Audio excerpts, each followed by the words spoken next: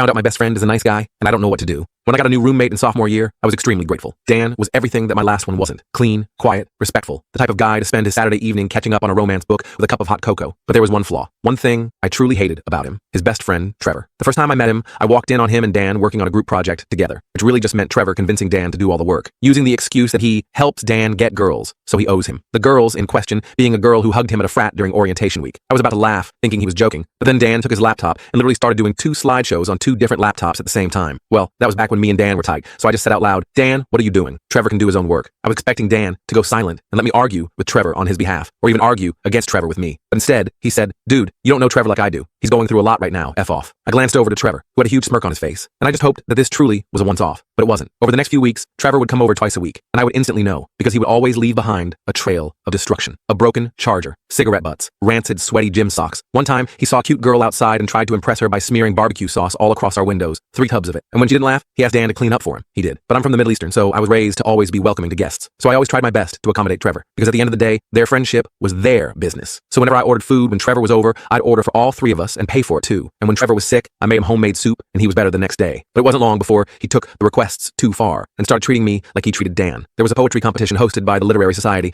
and the owner of the best poem would win $1,000. So I applied because I thought I had a chance of winning, and I wanted to replace my sister's crappy 2012 Chromebook with a MacBook for her. We grew up poor, and she rarely bought anything new for herself. And since my dad left when I was a newborn baby, she never had anyone to spoil her. This meant that the poem needed to be perfect. So I waited until the day before the deadline to submit. The same day, Trevor came over. "Hey James, did you apply to that poetry thing?" was the very first thing he asked when he saw me. I don't know why I didn't just lie, but I didn't. "Yep," I said, straight-faced and uninviting. "Hey, do you think I could copy?" "No, Trevor," I interrupted, not wanting to entertain it. "And if you even think about trying to use my poem, I will ruin your reputation by any means necessary." Kinda cringe, I know, but his reputation meant more to him than anything. Even as I spoke those words, I could see him gulp down a ball that had formed in his throat, and I guess I got cocky because I truly thought that was enough to steer him away. So I left and planned on submitting that evening. But when I got home, Trevor wasn't there, and neither was my poem. I scoured my entire laptop, every file, document, website, gone. It was while I scrambled like a maniac that Dan walked in. I swear I could see a bead of sweat trickle down his forehead. "Dan, did you use my laptop today?" "No, but Trevor did," he responded. I took a deep breath and asked how he got through the password protection, trying to keep my voice calm. "Oh, I gave it to him. He needed—" I stopped listening. After that, my mouth went completely dry, and I started zoning out. I thought about all the hours I had spent, how I'd promised my little sister the laptop, how excited she'd been. This would be the first birthday gift she got that wasn't a hand-me-down. "Hey, are you okay?" I gave Dan a huge smile. "Of course I am." You see, I knew there was no way Dan would take my side. He had been brainwashed by a pathetic goblin hiding in the body of a 20-year-old boy. But I was about to peel back the layers and show everyone who he really is. I can't tell you how I finally dealt with Trevor in this short video.